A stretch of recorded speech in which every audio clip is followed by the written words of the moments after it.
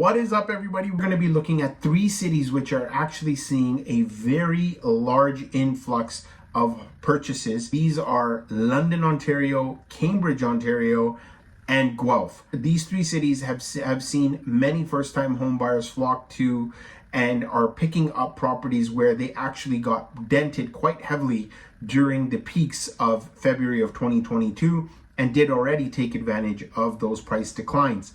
Now, with another rate increase of a quarter point, let's take a look and see what has happened to these 3 cities and if prices have continued to increase, especially from January of 2023 onward to the point of this last increase. And there have been rumblings that the Bank of Canada might increase rates another quarter point, hopefully not another half point, to curb inflation and bring this down to 2%.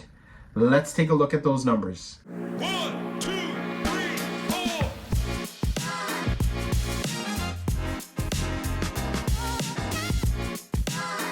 Hi, I'm Paul Sawhney. I'm a realtor, mortgage specialist, and real estate investor here in the GTA. And my goal is to provide you with a lot of insight as to what is happening with market prices and what you can do to get the greatest amount of value. I always cover the property dwelling types, so let's quickly go over what's happening in Guelph, Ontario. Detached homes in Guelph, Ontario represent 50%, whereas townhomes are at 21% and condo apartments at 16%, semi-detached at 6%, and condo towns at 4%. Guelph, Ontario's median prices are now at $812,000 as opposed to last month's figures of $826,000. So now let's take a deeper dive into what has caused this decline. Detached home prices in Guelph, Ontario are now $943,000 as opposed to last month's figures of $961,000. So we've seen a little bit of a decline here in the detached segment. Freehold towns are now at $726,000 as opposed to last month's figures of $730,000, another small decline. And lastly, condo apartments now at a median price of $550,000 as opposed to last month's figures of $525,000, a slight uptick there. If you're looking to invest in Guelph, Ontario, take a look at those numbers and see whether this makes sense for you. London, Ontario is the next city that we want to look at and see exactly what's happened, but let's take a look at the property distribution types.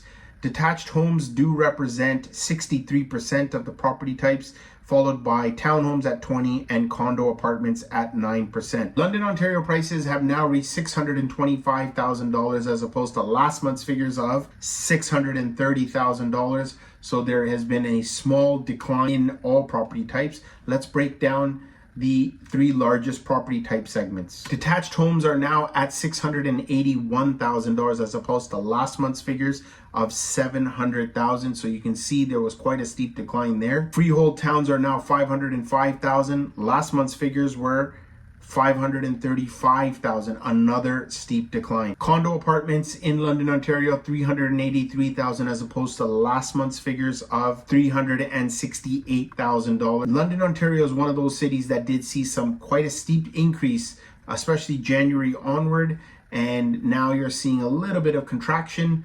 Don't know exactly how long that will last for. But let's move on to the next city here. Cambridge, Ontario, which we've been selling a lot of properties for first-time home buyers. Let's take a look at the dwelling types to determine what has happened to the pricing there. Again, detached market represents 62% of all dwelling types, followed by townhomes at 19%.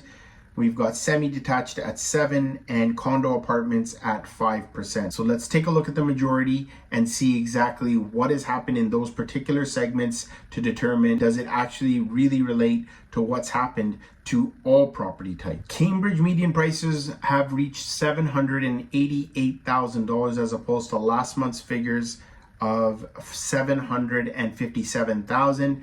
You can see that there has been an uptick in pricing there. Detached homes are now at $880,000 as opposed to last month's figures of $825,000. Again, massive increase there. Followed by townhomes, which have a median price of 666,000 as opposed to last month's figures of 708,000. Quite a decline in freehold towns. So essentially, the markets that I've seen that are very, very hot, it has translated into higher prices in certain cities, especially in Cambridge. So looking at what has happened throughout the whole of the GTA is not going to tell you what is happening in a particular city. If you like the content that I provided today, be sure to like, subscribe, and hit that notification bell as I release market reports every month throughout the first 2 weeks, and then also provide you a lot of tips and tricks into how to get into the real estate market and how to add value to one of the biggest financial decisions that you make in your life. If you need to talk about anything real estate, be sure to book a call via my Calendly link, and I'll be happy to discuss all things real estate. And if you even have questions about mortgages, I can actually provide you with a lot of insight into what is required to qualify for a mortgage and purchase your first home.